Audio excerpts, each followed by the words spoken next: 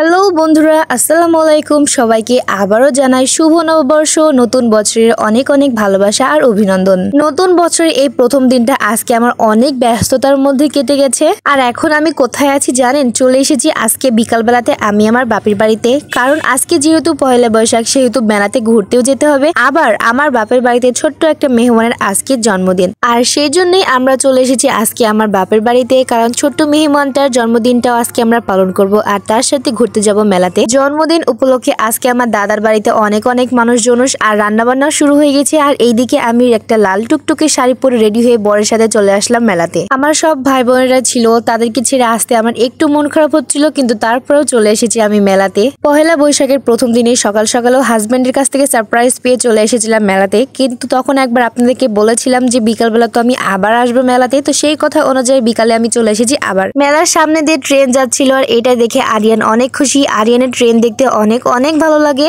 আর তারপরে আমরা সবাই মিলে একসাথে কুসুরের শরবত খাই। কুসুরের শরবত আমার আরিয়ানের অনেক অনেক পছন্দের, তার যেতেই আমরা সবাই মিলে চলে এসেছি এখন কুসুরের শরবত খেতে। আমাদের সাথে কিন্তু আমাদের একটা বড় ভাইয়াও আছে। শরবত খাওয়া শেষ, এখন সময় হচ্ছে মেলার ভিতরে প্রবেশ করার। নববর্ষ উপলক্ষে আমাদের রাজশাহীর ভার্সিটিতে একটা অনেক সুন্দর বৈশাখী মেলার আয়োজন করা হয়েছে, আর এইখানে অনেক অনেক লোকজন এসেছে। আমাদের সাথে ছিল আমাদের একটা বড় ভাইয়া, আর আমাদের সেই বড় ভাইয়াটা আমাদেরকে বারবার বলছিল যে তুমি শাড়ি পরে সাজুগুজু করে এসেছো, আর এইদিকে আমার ভাইটাকে কিছুই পরাও নাই, মানে একটা পাঞ্জাবিও পরতে দাও নাই। কিন্তু ব্যাপারটা তো তেমন ছিল না, ব্যাপারটা ছিল সে রেডি হয় না নিজে থেকেই। আমি তাকে বারবার করে বলছিলাম যে একটা সুন্দর দেখে পাঞ্জাবি পরো, কিন্তু তার কোনো শখও নাই, আহ্লাদ নাই। কিন্তু যাই হোক, মেলার ভিতরে এসে এত সুন্দর একটা জিনিস দেখে নিজেকে আর থামাতে পারিনি। এই জিনিসটা মাথাতে দিয়ে যেন মনে হচ্ছিল আমি একটা রাজরানী।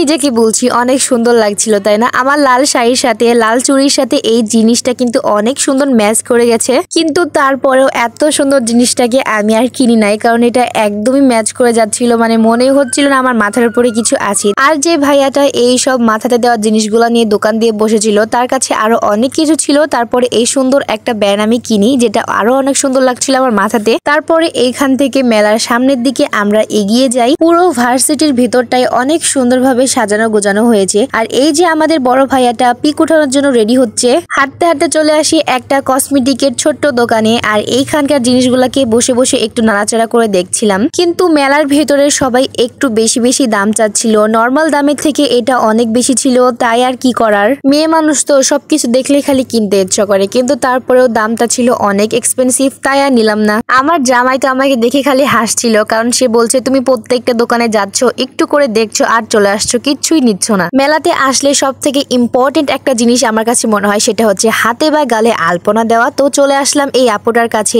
আমি আমার হাতে আলপনা দেওয়ার জন্য। আমি আমার দুইটা হাতে অনেক সুন্দর করে আপুর কাছ থেকে আলপনা দিয়ে নিয়েছিলাম, আর তারপরে শুরু করে দিয়ে আলপনাটাকে একটু দেখিয়ে, মানে শো অফ করে একটু ভিডিও আর পিক তোলার শুটিং। আমার পিক উঠানোর পরে শুরু হয়ে যায় এদের দুই ভাইয়ের পিক উঠানো। এই যে দেখেন আমার বর কিভাবে আমাদের বড় ভাইয়াটার পিক উঠাই দিচ্ছে। তো যাই হোক, মেলাতে এসে আমরা অনেক মজা করেছি আর ঘোরাঘুরি করেছি, আর এখন চলে যাব বাসায়, কারণ বাসাতে গিয়ে তো একটা ছোট্ট পিচ্চির জন্মদিনের অনুষ্ঠানটাও আমাদেরকে পালন করতে হবে, তাই না? তো আজকের জন্য এইখানেই শেষ করছি। সবাই খুব ভালো থাকবেন, আমাদের জন্য দোয়া করবেন। আল্লাহ হাফেজ, টাটা।